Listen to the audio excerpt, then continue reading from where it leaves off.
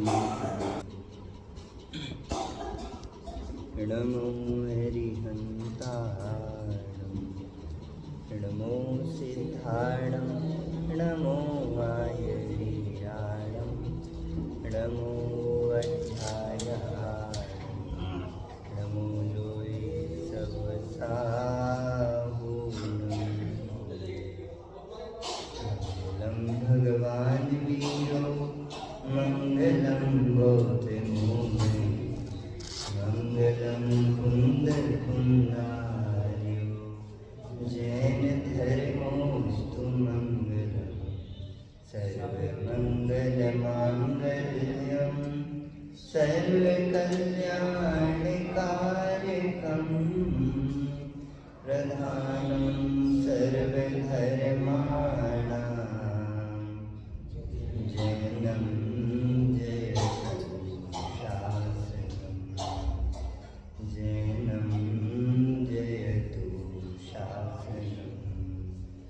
नमः समयसाराय स्वानुभूत्या चकासते चित्स्वभावाय भावाय सर्वभावान्तरक्षिते वन्दितु सर्वसिद्धे दुर्मचर्मणोऽवगं गतिं पत्ते भोज्यामि समय पाहुल मेनु सुध केवली मणिदम।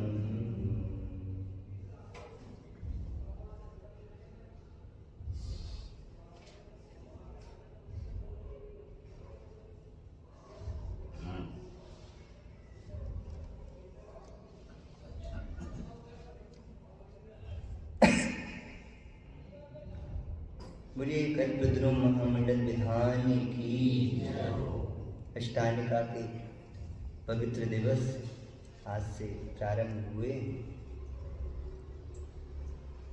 इन पर्वों में आत्मा की आराधना की वृद्धि कैसे हो और संयममय जीवन कैसे बने, ये सुंदर शिक्षा मिलती है, देखने भी मिलता है, सीखने भी मिलता है और जीवन जीने भी मिलता है। इसलिए इन महापर्वों को देखो, इन पर्व नाम ही पवित्रता का है। इसलिए अपने जीवन में ये पवित्रता कैसे आई इन पर्वों के निमित्त से। उपदेश सिद्धांत रत्नमाला ग्रंथ है, छोटा सा ग्रंथ है, 2 घंटे में पूरे ग्रंथ का स्वाध्याय हो जाएगा। बड़ा सुंदर ग्रंथ है। पंडित जी ने, टोडरमल जी ने भी बहुत, मोक्षमार्ग प्रकाशक जी ने उसके बहुत सारे छंदों को लिया है। वहाँ पर एक बहुत अच्छी बात लिखी है ग्रंथ में, धन्य है वे जीव जिन्होंने ये धर्म पर्व चलाए।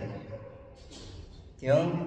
इन पर्वों के निमित्त से हमें परिणाम शुद्धि के बहुत परिणाम बनते, खूब परिणाम शुद्धि होती है, ज्ञान वैराग्य की भावनाएं जागृत होती हैं, आत्मा की साधना करने का एक नया अवसर, एक नया उल्लास, एक नई आश्चर्यपूर्वक, अपूर्वतापूर्वक, अहोभावपूर्वक और जीव उसमें लगता है।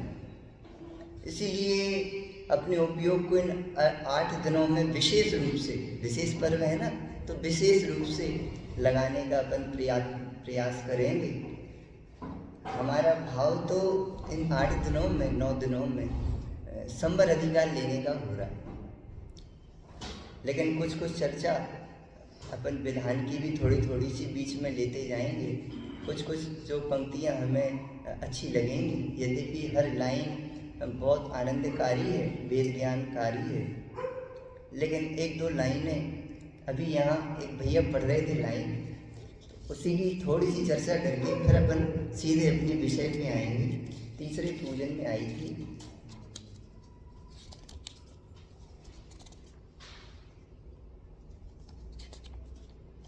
हाँ, पेज नंबर 23 पर है, पहली लाइन ही,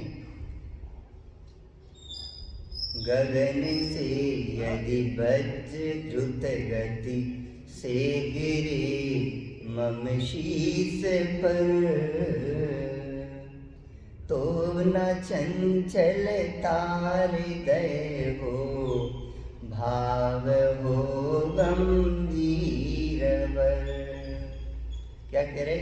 गगन से यदि वज्र द्रुत गति से गिरे मम शीस पर, यानी बिजली गिरे, उल्कापात हो जाए, कुछ भी हो, तो न चंचलता हृदय हो, भाव हो गंभीर वर। यानी किसकी बात चल रही है? अपने अंदर में आत्मस्वरूप के श्रद्धान पूर्वक जगने वाले उस श्रद्धान की बात चल रही है। उस सम्यक दृष्टि ज्ञानी धर्मात्मा का श्रद्धान कैसा होता है? समय सारथी में है ना कि सुमेरु पर्वत चलायमान हो जाए तो हो जाए, लेकिन ज्ञानी का श्रद्धान चलायमान नहीं होता है। इसीलिए हमें अपना श्रद्धान भी ऐसा बनाना है कि कैसी प्रतिकूलता आ जाए, कैसी अनुकूलताओं के प्रसंग बन जाए, लेकिन अनुकूल प्रतिकूल प्रसंगों में यानी कर्म के उदयों में हमारा श्रद्धान चलायमान ना हो। अरे श्रद्धान ही तो हमारा सर्वस्व है। और सम्यक तो चाहता क्या है? सम्यक तो चाहता क्या है? एक समर्पण ही तो चाहता है। एक लड़की की शादी हुई और दूसरे दिन वो घर में आई और तीसरे दिन पति कहने लगा हमें विदेश व्यापार करने के लिए जाना। इतनी जल्दी शादी नहीं हुई, तीसरे दिन कहने लगा हमें विदेश व्यापार करने जाना। तो मित्रों के साथ जा रहा था, तो मित्र कहने लगे तुम एक ही 2 दिन में इतना विश्वास कर बैठे और उसके लिए पूरी तिजोरी की चाबी दिया है जिसमें करोड़ों रुपए रखे हुए। इतना विश्वास ठीक नहीं होता है। मालूम पति क्या कहता? उसने हमारे लिए पूरा जीवन सौंप दिया और तुम चाबी की बात कर रहे हो, छोटी सी। सच्ची बात है, इस भगवान आत्मा को केवल समर्पण चाहिए बस। इस वर्तमान पर्याय में बस मैं भगवान हूँ ऐसी हकार चाहिए। ऐसी हकार आते ही बस श्रद्धान उदित हो जाता है। अब 3 लोकों में कोई भी खलबली मच जाए, उल्कापात हो जाए, अरे कुछ भी हो जाए, ज्ञानी का श्रद्धान चलायमान नहीं होता। अपने हृदय में इस श्रद्धान को उदित करने के लिए तो ये भावना भारे हैं, और भावना से ही भवन बनता है भैया। इसलिए ये भावनाएं सामान्य दिनों में यदि कम भाते हो, लेकिन इन दिनों में विशेष भाने का अपने लिए अवसर मिला है। देखो चंचलता तो क्या कहें, ये गुणस्थान ही चंचलता के होते हैं।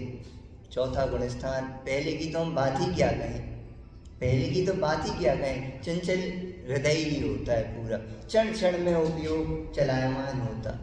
लेकिन इन भगवंतों की इस शांत मुद्रा को, स्थिर मुद्रा को, वीतरागी मुद्रा को, निर्मल, उनके निर्मल स्वभाव को, अभी भैया भजन गा रहे थे ना, निर्को अंग अंग जिनवर के जिनसे झलके शांति अपार। उनकी शांति देखो, कितने शांति से विराजमान है।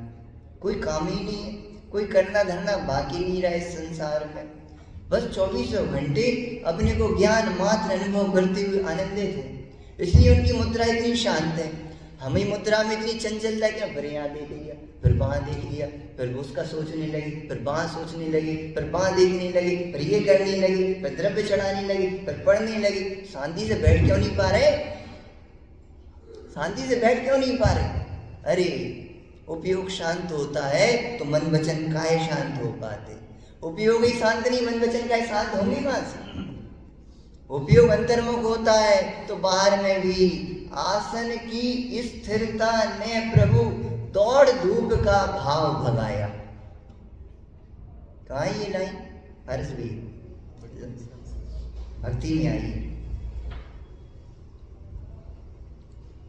आसन की स्थिरता ने प्रभु दौड़ धूप का भाव भगाया। क्यों? बड़े ध्यान से ना, हम ऐसे हिलते ही रहेंगे। ओके, उपयोग को शांत करो, उपयोग शांत होगा? नहीं होगा। अच्छा, स्थिर बैठ जाए और प्रयोगों को शांत करो तो भी शांत नहीं होगा। और उपयोग शांत होते ही सब ऑटोमेटिक शांत हो जाता है।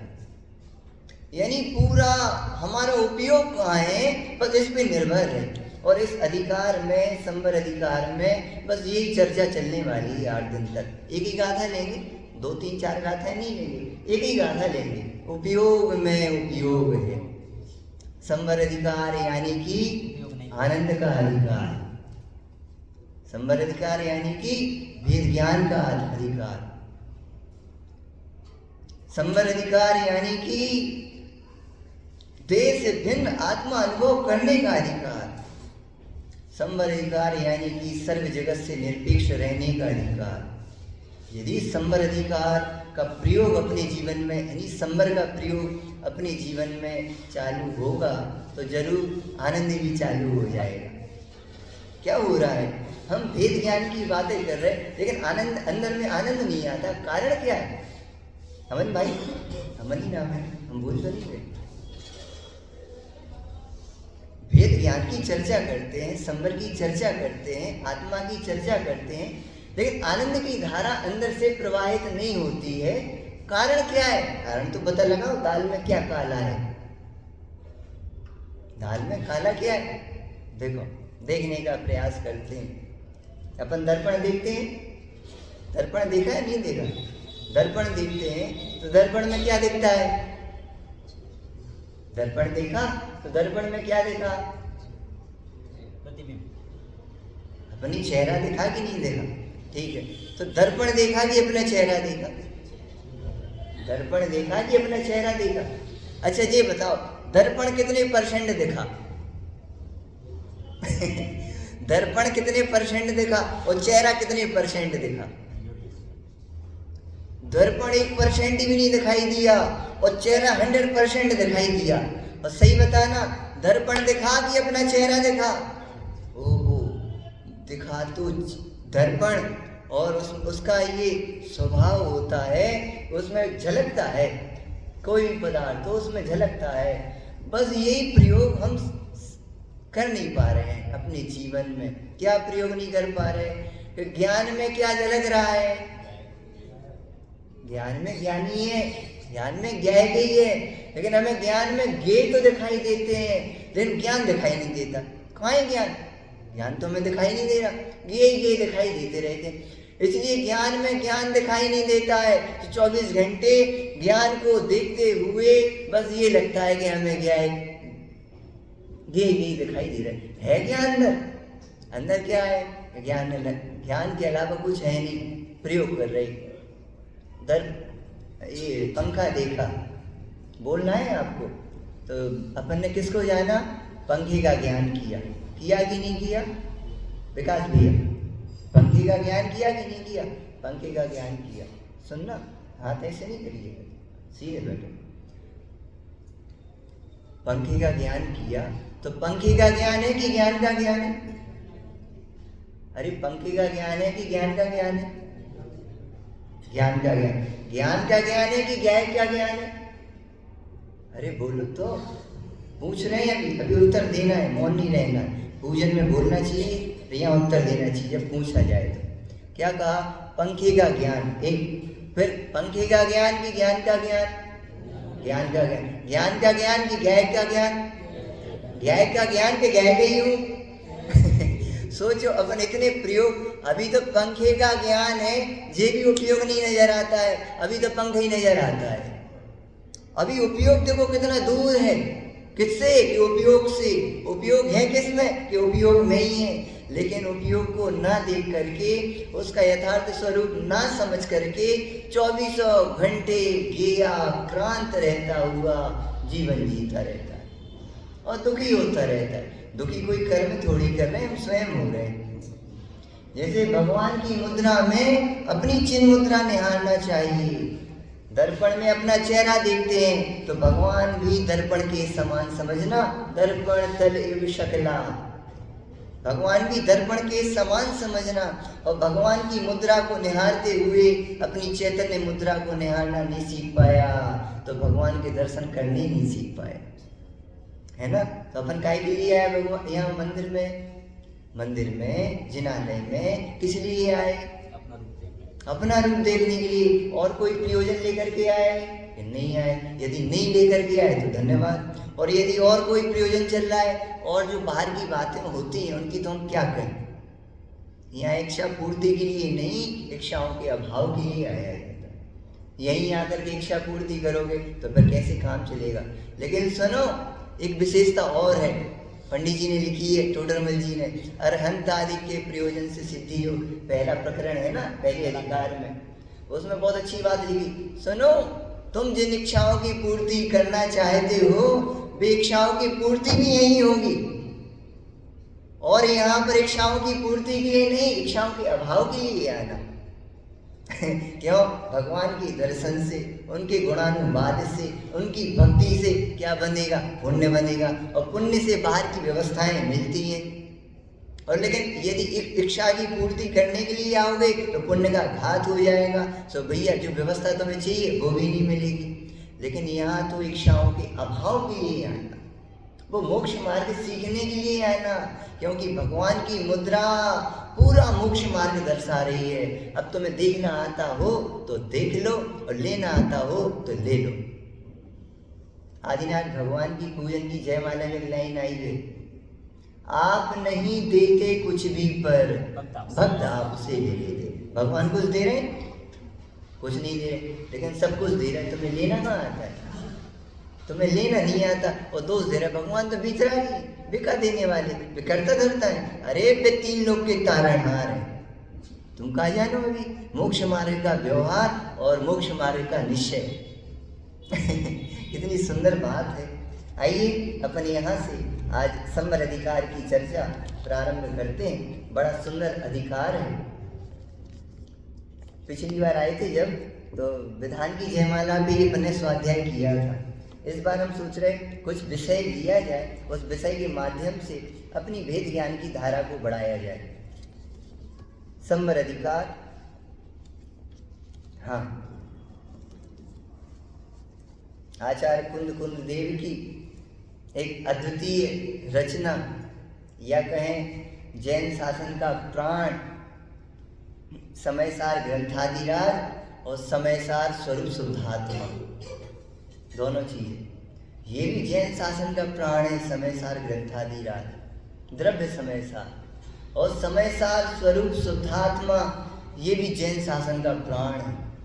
क्यों? ये जैन शासन में शुद्धात्मा को अलग कर दिया जाए, फिर जैन शासन को देखने का प्रयास करो, क्या दिखाई देगा? भैया कुछ दिखाई नहीं देगा, कुछ है ही नहीं इसके अलावा। इसीलिए संवर अधिकार के माध्यम से संवर की चर्चा करते थोड़ी सी। आचार्य उमा स्वामी ने संवर का स्वरूप क्या बताया है?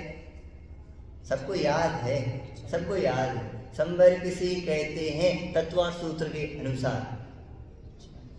बोलो भाई, आवाज नहीं आई, क्या बात है? आश्रम निरोधा संवर, आश्रम का निरोध होना सो संवर है। सुनना, संवर यानी कि संवर, संवरणम संवरः,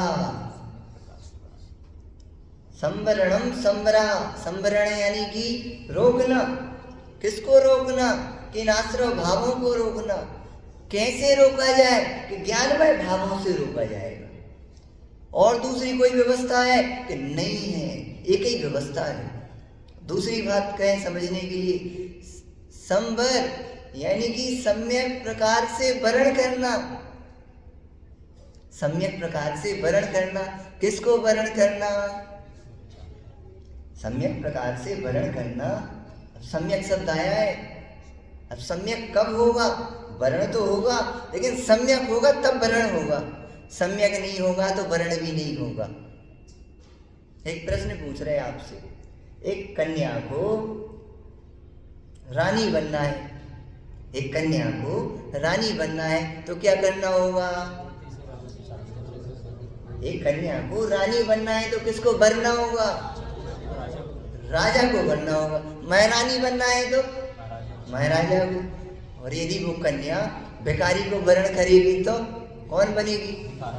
ले कुछ कह रहे हैं अभी, ये सब जगह लगाना। पंडित, उसको डॉक्टर बनना है तो किसको बनना होगा? डॉक्टर नहीं बनना है तो किसको बनना होगा? डॉक्टर को बनना। अच्छा, यदि वो मेहतर को भर दे तो कौन बन जाएगी? दादा ने पश्चाताप कहाँ पे लिखा है ना, मेहतर की रानी मेहतर रानी। सुनना, कुछ कहना चाह रहे हैं, यानी कि संबर करना है, संबर को प्रकट करना है तो हमें सम्यक प्रकार से वर्ण करना सीखना होगा। सम्यक प्रकार से वर्ण करना यानी कि तुम किसके गले में वरमाला डाल रहे हो, माला डाल रहे हो। अब हम 24 घंटे सोचो, हर एक विचार में, हर एक विकल्प में और हर एक इच्छा में हम किसको वर्ण कर रहे हैं। हमें जिसमें आनंद नजर आ रहा है, हमें जिसमें सुख नजर आ रहा है, हमें जिसमें इष्टपना नजर आ रहा है, हम उसको वर्ण कर रहे हैं। 24 घंटे उसको वर्ण कर रहे हैं। सुनो, तो इसलिए संबर की प्रकटता तो नहीं हो पा रही है और मोह राग द्वेष की प्रकटता 24 घंटे हो रही। एक कर्म का उदय आया, मान लो क्रोध नामक कर्म का उदय आया और अपन ने क्या किया, तो क्रोध कर लिया। किसको वर्ण किया, तो क्रोध को वर्ण किया तुमने। लोभ का उदय आया, यानी बढ़िया आज कचौड़ी बनी थी घर में और सामने जैसी थाली में कचौड़ी आई, आज तो भरपेट खाएंगे। सुनो, तुमने किसको वर्ण किया है। अपनी बात करते, थोड़ी सी अपनी बात करते। अपन ने ये विषय पढ़ा, सुना, समझा और पढ़ते सुनते समझते हुए आज तो आनंद आ गया विषय में। तुमने तो एक प्रशस्त राग को वर्ण करके प्रसन्न हो गए।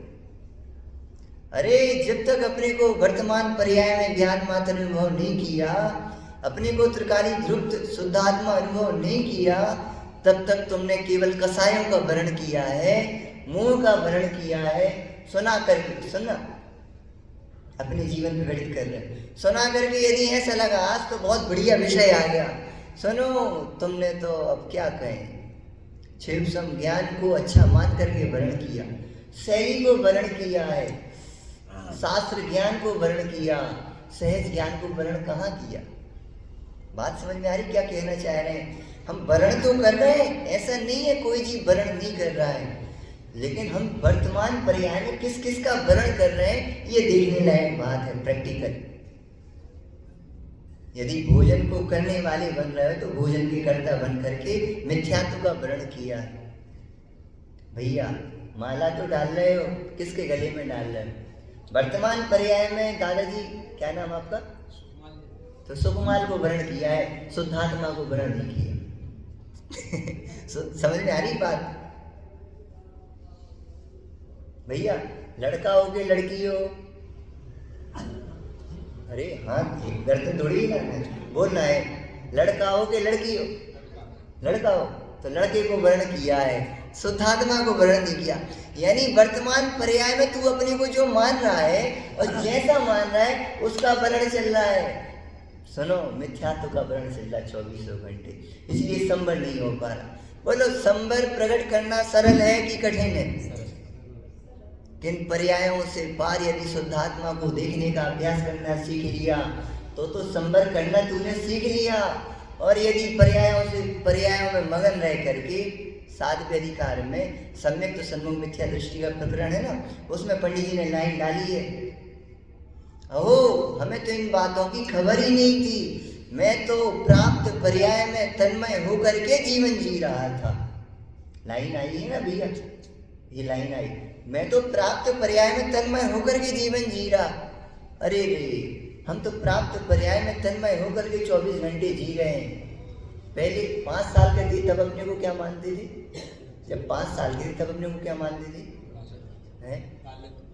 बालक मानते थे कि अमन मानते थे, अमन मानते थे। अब कितने साल के हो गए, 35 साल के हो गए, समथिंग 35 साल के हो गए। अब क्या मान रहे हो अपने को, अमन मान। तो तुमने पहले कितना जानते थे धर्म को, पहले धर्म को 5 साल की उम्र में कितने जानते थे, कुछ नहीं जानते, रणमोकार मंत्र जानते थे, चट्टारी मंगलवार। और आज 35 साल के हो गए, अब तुम स्वाध्याय कराने लगे, कभी कभी तुम्हारा देख लेते सुनना। तो अब तुम प्रवचन करने लगे, इतने सारे ग्रंथों का अभ्यास कर लिया, जैसे महाराज ने 50 ग्रंथों का अभ्यास कर लिया, अब कितना जानने लगे, अरे बोलो, अब बहुत जानने लगे। इस जानने को जानना कहते ही नहीं। यदि इसे ही जानना कहोगे, इसे ही ज्ञान कहोगे तो अज्ञान किसे कहोगे। शास्त्र ज्ञान को ही ज्ञान कहेंगे हम तो अज्ञान किसे कहेंगे। इंद्रिय ज्ञान को ही ज्ञान कहेंगे तो अज्ञान किसे कहेंगे। पर के ज्ञान को ही हम ज्ञान कहेंगे तो अज्ञान किसे कहेंगे?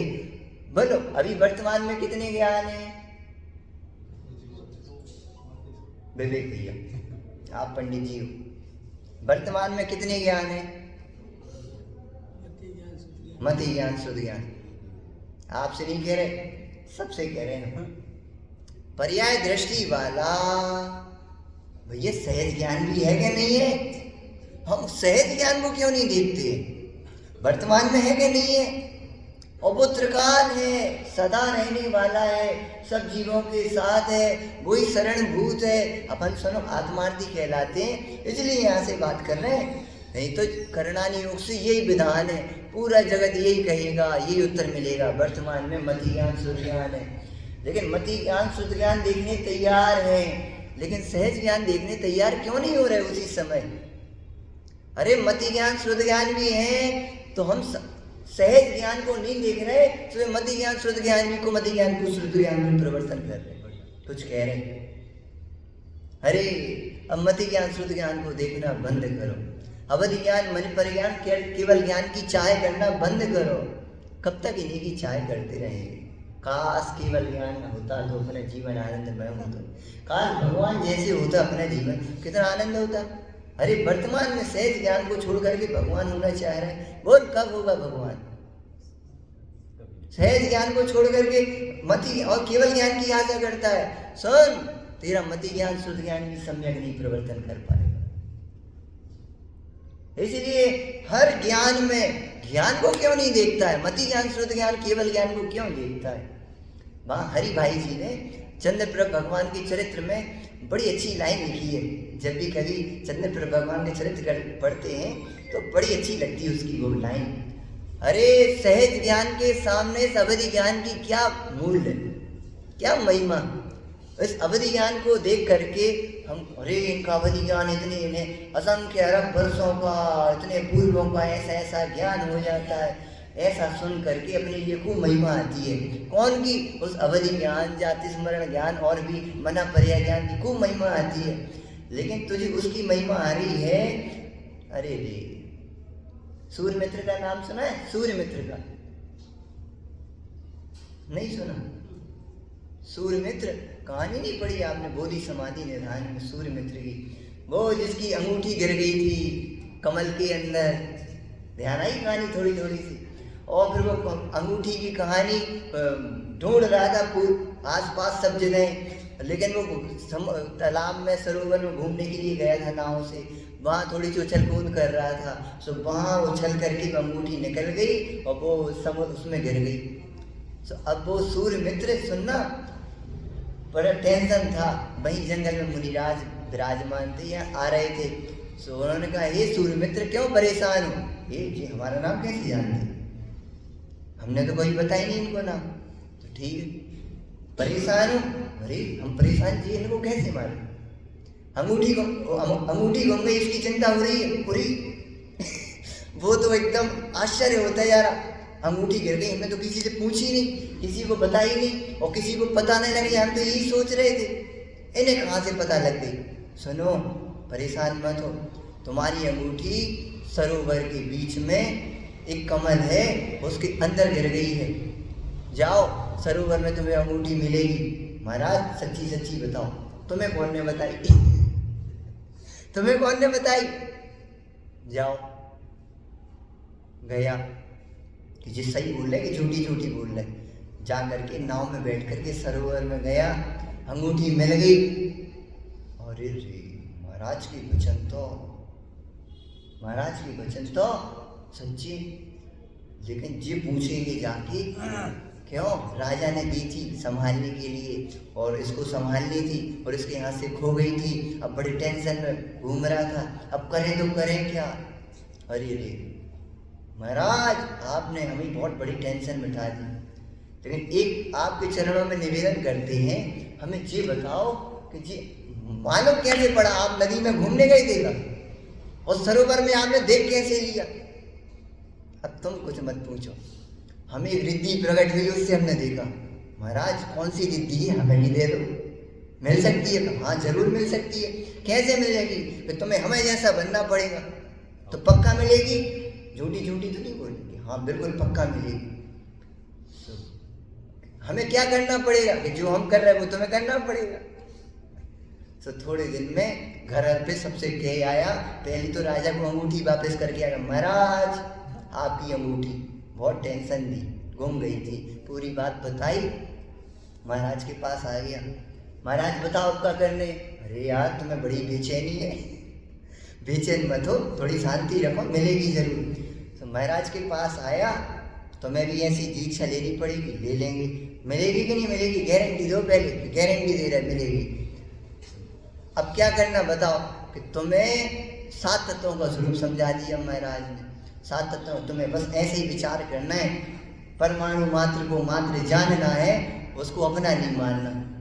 अच्छा, अब एक दिन तुम्हें जी प्रयोग करना है कि सबको देखोगे तो किसी को अच्छा नहीं मानोगे, किसी को बुरा नहीं मानोगे, किसी को अपना नहीं मानोगे। बोलो करोगे प्रयोग नहीं करोगे तो रोटी कब खाएंगे, चिंता मत करो, रोटी भी मिलेगी।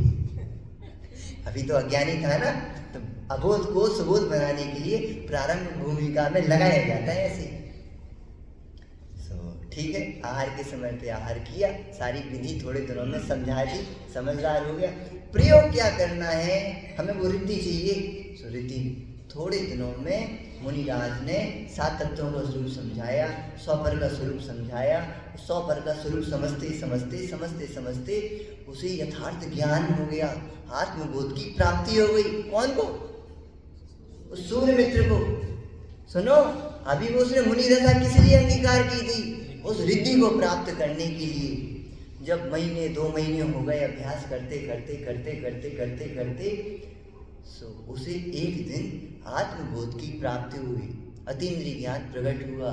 सो गुरु जी के पास गया, महाराज गुरु जी आज ऐसा लगा मैं अंदर में, उन 7 तत्वों का 100 पर का ज्ञान करते हुए हमें अंदर में ऐसा लगा, और हमें ऐसा लग रहा है कि सच्ची में आपके वचन परम सत्य थे। कोई पदार्थ अपना नहीं इस 3 लोक में, एक शुद्धात्म तत्व ही अपना है। सही में हम कहाँ करता है, हमें अकर तत्व का भाव आज हमें जागृत हुआ है। गुरु जी समझ गए, इससे आज आत्मज्ञान की प्राप्ति हो गई है। तो गुरु जी ने पूछा, क्यों सूर्य मित्र तुम्हें रिद्धि चाहिए? उससे आज पूछा, क्यों सूर्य मित्र रिद्धि चाहिए? अरे महाराज अब हमें रिद्धियों की चाह नहीं है। क्यों? तुम तो कह रहे थे हम रिद्धि के लिए आए थे। अरे अब हमें रिद्धिमान मिल गया, रिद्धिमान मिल गया, उन रिद्धियों की चाह कौन करे? अरे रे, हमने तो बहुत अज्ञानता में विचार किया था। धन्य हुआ आपकी शरण में आकर के, जो हमें इस रिद्धिमान की अपने स्वरूप की प्राप्ति हो गई। धन्य है आपको, धन्य आपका अनंत उपकार है, जो आपने हमें अपना स्वरूप दर्शा दिया, दिखा दिया, और गुरु जी की खूब महिमा करने लगा। समझ में आ गया। अब क्या करना महाराज, कुछ बताओ। अरे अभी तो वो मार्ग प्रारंभ हुआ है सूर्य मित्र, अब तो और आगे बढ़ना है हमें, अब उसके बिना चैन नहीं पड़ता है। कुछ ऐसा उपाय बताओ ना कि जिसके बिना हम एक क्षण भी बाहर ना रह पाए। तो एक समय का अनुभव आया था, आनंद आया था, उसमें तो ऐसा लग रहा था कि अब उसके बिना चैन नहीं पड़ रही है। बहन सिंह ने बहुत अच्छी बात कही ना, जैसे कुत्ते के कान में कीड़े पड़ जाएं तो उसे एक क्षण चैन नहीं पड़ती है, ऐसे ही अब हमें उस स्वरूप के बिना एक क्षण चैन नहीं पड़ता। सुनना, अज्ञानता में इस चीज को चैन लगता है। हाँ अभी तो सब ठीक चल रहा है। एक प्रश्न पूछे आपसे, और कैसे हो पारस भैया, कैसे हो? अरे बोलो कैसे हो? हम बहुत दिनों में आपसे मिले और आपसे प्रश्न पूछे कैसे हो, सही उत्तर निकलता है सबका। बहुत आनंद में, बहुत मजे में, मिथ्यात्व में ही मजे आ गए, बारी असंयम में ही मजा आ गया, प्रमाद में ही मजा आ गया, कसायों में ही मजा आ गया। सुनो तो सही, इनमें ही मजा है तो अब तुम्हें मजा, असली आनंद मिलेगा कहाँ से? जब तक पर में आनंद मिलता रहेगा, पर में सुख दिखाई देता रहेगा। संबर तो बहुत दूर है, संबर का स्वरूप ही समझ लो, यही बड़ी बात। कुछ कहा, अरे चौथे गुण स्थान में संबर से मोक्ष मार्ग प्रारंभ होता है। कुछ कहा, मोक्ष मार्ग का पहला तत्व है संबर। पहला कदम रखा गया है। अभी मोक्ष मार्गी थोड़ी हो गए, पूरे बड़े हो थोड़ी हो गए, शुरुआत है अभी। तो सुनना, पहला तत्व है संबर, प्रकट करने योग्य उपाधि है, लेकिन शुद्ध आत्मा आश्रय करने योग्य उपाधि है। संबर कब प्रकट होता है? जब अपना शुद्ध स्वरूप अपनी दृष्टि का विषय बनता है, ज्ञान का ज्ञेय बनता है, श्रद्धान का श्रद्धेय बनता है और चर्या का विषय बनता है, तब वो शुद्धा संबर प्रकट होता है। संबर प्रकट करना है कि नहीं करना? सम्यक दर्शन चाहिए कि नहीं चाहिए? अरे संबर चाहिए कि नहीं चाहिए? सम्यक तो किन किन को चाहिए? हाथ ऊपर करो। एक बस, और सब नहीं संबर के रहना चाह रहे हो? एक दादाजी को चाहिए, कमन भैया को चाहिए, कोई को नहीं चाहिए, सब भीतरागी बैठे यहाँ पे। जिन्हें सम्यक तो चाहिए उन्हें सम्यक तो कभी नहीं मिलेगा, और जिन्हें सम्यक तो नहीं चाहिए उन्हें से और कभी नहीं मिलेगा। अब क्या करें? आ रही बात समझ में नहीं आ रही? जिन्हें सम्यक दर्शन नहीं चाहिए उन्हें तो कभी मिलेगा ही नहीं, और जिन्हें सम्यक दर्शन चाहिए उन्हें भी सम्यक दर्शन नहीं मिलेगा। तो फिर क्या करें? बोलो भैया, दादाजी बोलो, क्या करें? सम्यक स्वरूप। हाँ, कि जब तक ऐसी धारा अपने जीवन में प्रवाहित नहीं होगी। अभी यहाँ बहुत सारी छंद आए थे ना जयमाला में, कि ऐसे ऐसे दुख सहे हैं, ऐसे ऐसा किया, निगोद में गए, ऐसा दुख हुआ। लाइन हमें ध्यान नहीं आ रही, लेकिन इतने कष्टों को सह कर के भी, ऐसी ऐसी गतियों को जाकर के भी, ऐसे ऐसे दुखों को प्राप्त करके भी, ये तो बताओ तुम्हारा क्या बिगड़ा? ये तो बताओ तुम्हारा क्या बिगड़ा? तुम्हारा कुछ नहीं बिगड़ा तो तुम दुखी क्या हो रहे हो? राजा श्रेणी नाम सबने सुना है, बहुत प्रसिद्ध उदाहरण। भगवान की वाणी सुनने के लिए कहाँ पे? अरे बोलो तो, समुद्र। बोलते रहते तो मुझे समझ में आता है कि हमें साथ जुड़े हुए हो, और नहीं बोलते थे लगता है सो रहे हो आंखें खोल करके, तो सोना नहीं। हाँ, कुछ कह रहे हैं। राजा सैनिक कहाँ गए थे भगवान की वाणी सुनने? कौन से भगवान की वाणी सुनने गए थे? महावीर भगवान की। भगवान की वाणी सुनने के लिए गए, तो भगवान की वाणी में क्या आया? आज ये आया कि राजा सैनिक तुम्हें कहाँ जाना है? नरक जाना है। राजा सैनिक कितने प्रसन्न हुए थे? प्रसन्न नहीं हुए? कोई बात नहीं, वहाँ जो वैसे उनके परिणाम हुए हों वैसे हुए होंगे। लेकिन जब घर पे आए, घर पे यानी महल में आए, और पीछे से कौन आई? रानी भी आई। कौन सी रानी? शेलना रानी। दोनों आए। रानी ने कुछ प्रश्न किया, महाराज आज कुछ सुना? क्या सुना? कि आपको नरक जाना है, कैसा लग रहा है? How you feeling? आपको कैसी फीलिंग हो रही है? तो महाराज ने कहा कि आई एम प्लेजर। हम बहुत प्रसन्न हैं। कि क्यों प्रसन्न हो? नरक जा कर के भी तुम प्रसन्न हो, ये सुन कर के भी प्रसन्न हो? जी क्या कह रहे हो आप? क्या हाँ ना, क्या बात है? इसमें परेशानी क्या है? अभी मनुष्य में है, कल नरक में चले जाएंगे, फिर देव में चले जाएंगे, फिर वहां चले जाएंगे, अरे फिर मोक्ष में चले जाएंगे। अरे मोक्ष में आत्मा बदल जाएगा क्या? कि नरक गति में बदल जाएगा? कि हम मनुष्य गति में बदल गया, कि त्रियंच गति में बदल गया? आत्मा बदलेगा नहीं। और सुनो, हमारा श्रद्धान बदलेगा नहीं। अब बताओ क्या बदलेगा? पर्याय का बदलना स्वभाव है, और आत्मा का एक रूप रहना स्वभाव है। पर्याय बदले बिना रहती नहीं, स्वभाव कभी बदलता नहीं। अब बोलो क्या बदलेगा? और पर्याय में जो वो दशा आएगी, वहां मार्ग पड़ेगी, ये भी हमें मालूम है। अब करें क्या? अरे हम यहाँ भी अपने को आत्मा रूप अनुभव कर रहे हैं, और वहां भी अपने को आत्मा रूप अनुभव करेंगे। इसलिए जैसा हम आनंद में यहाँ हैं, वैसे ही आनंद में वहाँ रहेंगे। उसमें दुख की क्या बात? दुखी हो मोही है क्या? क्यों? पर्याय को अपना मानते हैं, पर्याय दृष्टि वाले हैं। सो कोई ने हमारे लिए ये कह दिया, भैया बहुत कमजोर हो गए। हाँ, कमजोर तो हो गए, और अब कह दिया बहुत, अब तो अच्छे लगने लगे विवेक भैया, पहले तो बहुत दुबले थे, अब थोड़े, हाँ तो ऐसा लगता है, हाँ थोड़े से अब तो ऐसा लगता है कि जैसे हम ही मोटे हो गए और हम ही पतले हो गए, अब हम मर जाएंगे, बूढ़े हो गए। अरे देख, पर्याय दृष्टि वाले, मिथ्या दृष्टि की सोच केवल इतनी चलती है। कोई ये कहते अब तो तुम्हारा ज्ञान बहुत अच्छा हो गया। हाँ, पहले कुछ नहीं जानते थे, अब तो जानने लगे। हाँ, तुम क्षेम ज्ञान कोई ज्ञान माने बैठे हो, पक्के मिथ्या दृष्टि हो, शुद्ध मिथ्या दृष्टि। समझ में आ रही कुछ? कहाँ से बात चल रही है? बिल्कुल अभिप्राय को पकड़ करके बात चल रही है। और मोक्ष मार्ग बढ़ेगा तो अभिप्राय के सम्यक होने से ही बढ़ेगा। क्षेप सम के कितनी बढ़ता जाए, कितनी घट जाए, इसकी कोई वैल्यू नहीं है। तो हम क्षेप सम बढ़ाने का प्रयास ना करें, ज़्यादा सुनने का प्रयास ना करें, ज़्यादा पढ़ने का प्रयास ना करें, ज़्यादा बढ़ने का प्रयास ना करें, अंदर में बढ़ने का प्रयास करें। बस एक ही उपाय है, एक ही उपाय है। पैर नहीं हिलाओ, तीनों जन लाइन से बैठे पैर हिला रहे, कुछ कह रहे हैं, वहां मत देखो, आपसे कह रहे हैं। क्या कहना चाह रहे हैं भैया?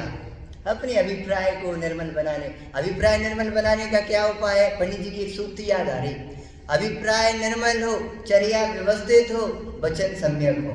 क्या कहा? अभिप्राय निर्मल हो, चर्या व्यवस्थित हो और वचन सम्यक हो। एकांत में अपने परिणाम सुधारें और समूह में अपनी नहीं, कुछ गलत तो नहीं बोल गए। एकांत में अपने परिणाम सुधारें और समूह में अपने वचन सुधारें। कुछ कहा? क्या कहा? दोहराने एक बार। हाँ, सही बात है। यदि समूह में बैठ करके हमें वचन कुछ के कुछ निकल गए तो विवाद हो जाएगा, विषमवाद हो जाएगा, कुछ और गड़बड़, कितनी सारी गड़बड़ें हो जाएगी। और ये एकांत में अपने परिणाम नहीं सुधारे तो मरे, समूह में वचन नहीं सुधारे तो मरे। इसीलिए जहां भी रहो, जैसे भी रहो, अपने परिणाम सम्यक करने का, पंडित जी ने लिखा, टोडरमल जी ने, परिणाम बिगड़ने का भय रखना। पूरा करो सेंटेंस, परिणाम सुधारने का उपाय करना। तो यहाँ पर संवर प्रकट करना यानी परिणाम सुधारना है। अभी परिणाम कैसे चल रहे हैं अपने वर्तमान में? अपने परिणाम कैसे चल रहे हैं कि जैसा अभिप्राय है वैसे परिणाम चल रहे। तो अभिप्राय सुधारना तो क्या सुधारना? उपदेश प्रधान शैली में यही कथन चलेगा कि भैया क्या करो कि अपनी परिणाम सुधारो, और परिणाम सुधरते सुधरते सुधरते सुधरते तुम्हारे अभिप्राय भी सुधर जाएगा। क्यों? अभिप्राय पकड़ में तो आता नहीं, लेकिन परिणाम फिर भी पकड़ में आते हैं। जितना तत्वाभ्यास होता जाता है, वेद ज्ञान होता जाता है, उसके माध्यम से अपने अभिप्राय सुधरते जाते उतनी मात्रा में। पर वो जितना निर्णय क्लियर होता जाएगा, अभिप्राय की धारा सुधरती जा रही है। एक दिन स्वकाल में एक और सूक्ति याद आ रही, आम के पेड़ पर आम समय पर लगेंगे और बबूल के पेड़ पर आम कभी नहीं आएंगे। क्या कहा? उदाहरण है, आम के पेड़ पर आम कब आएंगे? समय पर। और बबूल के पेड़ पर आम कब आएंगे? ऐसे ही पुरुषार्थी जीवों के, वेदज्ञानी जीवों के स्वानुभव समय पर आएगा, और पुरुषार्थ नहीं करने वाले, वेद ज्ञान नहीं करने वाले जीवों के स्वानुभव कब आएगा? कभी नहीं आएगा। इसीलिए निरंतर अपने जीवन में उस वेद ज्ञान की धारा को प्रवाहित रखना, और वो धारा अजित्र रूप से निरंतर प्रवाहित होगी तो संवर आने के चांस हैं। स्वकाल में आएगा, पहले जल्दी नहीं आ जाएगा कि ज़्यादा चिंतन करें तो जल्दी आ जाएगा ना। उसका काल खचित है, उसका काल खचित है, उस निर्मल पर्याय आने का भी। और ज़्यादा चिंतन भी करोगे तो भी आकुलता होने लगती। इतने दिन हो गए, कुछ हो ही नहीं रहा है, विशुद्धि बढ़ ही नहीं रही है, ज्ञान वैराग्यमय परिणति हो ही नहीं रही है। क्या करें? एक आध पूजन और कर लो तो क्या हो जाएगा, तो पूजन छोड़ दें तो क्या हो जाएगा। 2 घंटा 4 घंटा स्वाध्याय और बढ़ा दें तो क्या हो जाएगा। सुनो, क्या होगा? बहुत परिणामों की विशुद्धि होगी। क्या होगा? विशुद्धि होगी। पूजन बढ़ जाएगी तो विशुद्धि होगी, स्वाध्याय बढ़ेगा तो विशुद्धि होगी, ध्यान बढ़ेगा तो विशुद्धि होगी। हर चीज का भेद, विशुद्धि का लेवल अलग अलग होता है। क्या भोजन करने में आनंद आता है कि भोजन कराने में आनंद आता है? अरे बताओ, दोनों में। भोजन करने में भी आनंद आता है। सुनना, भोजन करने की अपेक्षा कराने में आनंद आता है। दुकान चलाने से ज़्यादा पूजन में ज़्यादा विशुद्धि बनेगी। पूजन से ज़्यादा स्वाध्याय में विशुद्धि बनेगी, स्वाध्याय से ज़्यादा ध्यान में विशुद्धि बनेगी।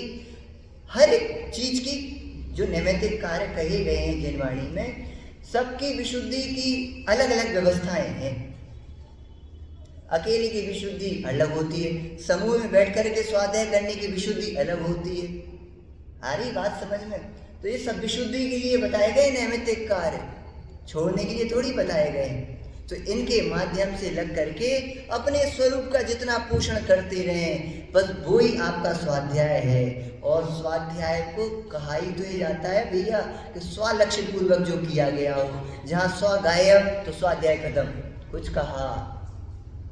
जहाँ स्व नहीं वहाँ स्वाध्याय नहीं। अब दुकान में बैठे हो कि ट्रेन में बैठे हो कि कमरे में बैठे हो कि स्वाध्याय में बैठे हो कि भगवान के सामने बैठे हो, इससे कोई फर्क नहीं पड़ता है कि समूह शरण में बैठे हो।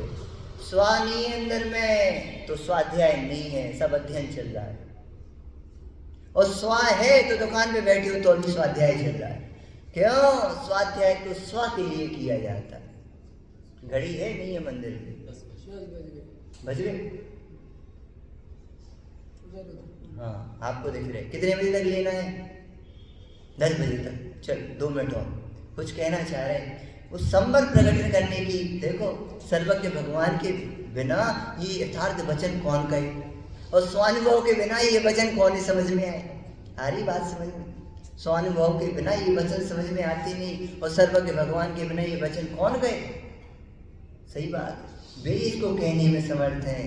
अपन तो भैया, पंडित जी एक बहुत अच्छी बात कहते थे भैया, आपने कभी सुना भी होगा। देखो पिताजी है नहीं सिर पे, पिताजी सिर पे है नहीं, अनंत परमात्मा। बड़े भैया है नहीं पास में, समझ में आ रही ना? बड़े भैया है नहीं। अब घर में जो छोटा सा नन्हा बच्चा होता है, भैया दुकान बंद ना हो जाए इसके लिए उसको ही दुकान में बैठा देते हैं। भैया बैठो, दुकान बंद नहीं हो जाए। उसको चलाने के लिए कम से कम बैठो, आज नहीं तो कल, 4 दिन बाद दुकान चलाना सीख जाओगे तो फिर अपना घर खर्च तो चलता रहेगा। ऐसे ही भैया आप क्या करें, इस गद्दी पे बैठने के योग्य तो है नहीं, इस गद्दी पे बैठने के योग्य तो है नहीं, क्या करें, पिताजी है नहीं, बड़े भैया है नहीं, जो छोटा बच्चा है उसको ही दुकान में बैठा देते हैं। कम से कम दुकान तो बंद नहीं होगी। ऐसे ही बात है, इस गद्दी पे बैठने योग्य तो है नहीं अपन। अभी वैसा श्रद्धांत उदित हुआ नहीं, अरे उनका तो श्रद्धांत उदित हो गया। हम तो ये कहना चाह रहे हैं, अपन कम से कम इन वचनों को देख करके, आंखें लगा करके, कानों में गुरुदेव बोलते थे ना, क्या बोलते थे, अरे ये वचन काने पड़े दुर्लभ छे। कौन को ये वचन सुनने मिल रहे? 1 अरब 49 करोड़ की आबादी में कौन को ये वचन सुनने मिल रहा है? अपन महाभाग्यशाली हैं जो इस कले काल जैसे काल में भी, हुंडाओ सरपणी काल में भी ये संवर अधिकार, संवर्ग को प्रकट करने की विधि अपन को समझ में आ रही है, सुनने मिल रही है, और अपनी भावना जग रही है। तो छोटी मोटी बात, भावना तो है, लेकिन भावना योग्य पुरुषार्थ से सफल होती है। भावना योग्य पुरुषार्थ से सफल होती है। वो उदाहरण सुनाए आपने? 1 मिनट में एक उदाहरण देकर के अपनी बात पूरी कर रहे हैं। एक बहुत बूढ़ी दादी थी, अम्मा थी। तो वो अम्मा मंदिर जी में स्वाध्याय कर रही थी। स्वाध्याय क्या कर रही थी? अब वो तो ग्रंथ उठा लाए, अनपढ़ थी, पढ़ते तो कुछ आता नहीं था। सो कुछ पढ़े और देखें ऐसे उठा करके ग्रंथ को। तो वहाँ पर पंडित जी आए, पंडित जी फूलचंद जी सिद्धांत शास्त्री, जगन मोहन लाल जी। पुरानी समय की घटनाएं, यथार्थ घटनाएं सबने सुनी हुई होगी, बहुत प्रसिद्ध है। लेकिन भावना जगाने के लिए बहुत अच्छा उदाहरण है अपने जीवन में। जो मंदिर में दर्शन करने के लिए आए, इतनी बूढ़ी अम्मा 100 साल की, आंखों से दिखाई नहीं देगा, कान से समय पूरी झुर्रियाँ पूरे चेहरे पे। उन्होंने पास में आकर के देखा कि ये अम्मा कौन सा ग्रंथ पढ़ रही है। अच्छा है, इस गांव में कम से कम एक स्वाध्याय करने का रसिक जीव तो दिखाई दिया इतनी उम्र में भी। उन्होंने जाकर के देखा, लंबी सा, ओ हमें तो पल्ले नहीं पढ़ रही जी, अम्मा को पल्ले पढ़ रही। सो पास में गए, अम्मा, हाँ लल्ला, क्या बात, जिस शास्त्र पढ़ रही हो समझ में आ रहा है? क्या बताएं, अम्मा ने क्या शब्द कहे। देखो पुराने लोगों के भाव बड़े कोमल होते थे। हम जितने पढ़ते जा रहे हैं ना उतने कठोर और होते जा रहे हैं। हम तो ये समझ में आता जा रहा है। अम्मा ने कहा बेटा बात ऐसी है, पहले पढ़ाने वाले थे सो हमने उपेक्षा कर दी, नहीं सुनी, अनसुनी कर दी। देखो जिन्हें जिनवाणी सुनने मिलता है और वे नहीं सुनते हैं, अनसुनी करते हैं, उनके साथ अनचाहा ही हुआ होता है, अनचाहा होता है। तो बेटा अब समझ में तो कुछ नहीं आता, हमें तो दिखाई भी नहीं देता है, लेकिन हम ये सोच रहे हैं कि हमने उनकी तो अभिनय कर दी, उनका तो अनादर कर दिया जो पढ़ाने वाले थे। लेकिन हम कम से कम इन जिनवाणी को हाथ में लेकर के अपने हाथ ही पवित्र कर लें। इन जिनवाणी आंखों से वचनों को देख करके, भगवान के वचनों को देख करके अपनी आंखें पवित्र कर लें। आज हम भावना भा रहे हैं, कल शायद कोई ऐसे जीव मिल जाए इन भावनाओं से कि कल हमें सुनने मिल जाए, समझ में आने लगे, हमें बुद्धि अच्छी हो जाए। अभी तो बुद्धि में कुछ पल्ले नहीं पड़ता है, कल बुद्धि भी अच्छी हो जाए। ऐसे वचन सुन करके वे आंखों से भावुक हो गए, आंखों से आंसू आ गए पंडित जी के, फूलचंद जी पंडित जी के। देखो ये ऐसी भावनाएं हृदय से भरी गई हो, फलीभूत क्यों नहीं होंगी? अवश्य होंगी। अपन इन वचनों को पढ़ें, सुने, समझें, बस इन्हीं भावनाओं से हे भगवान हम ये वचन आत्मसात हो जाए, हमें हृदय में आपके वचन प्रवेश हो जाए। बैंसरी ने कितनी प्यारी लाइन लिखी है, इन आत्मा शब्द सुनते ही शरीर को चीरता हुआ अंदर में प्रवेश कर जाए। हमें ये शब्द अंदर में प्रवेश क्यों नहीं कर रहे हैं? हमें ये वचन अंदर में लग क्यों नहीं रहे हैं? हमारा जीवन क्यों नहीं बदल रहा है? यदि ऐसी विशुद्धि पूर्वक अपन इन जिन वचनों को नहीं सुनेंगे, नहीं आत्मसात करने के लिए पढ़ेंगे, सुनो संवर तो नहीं होगा, क्या करें? अरे सामान्य विशुद्धि भी नहीं बन पाएगी समय सार जैसे ग्रंथ को पढ़ करके।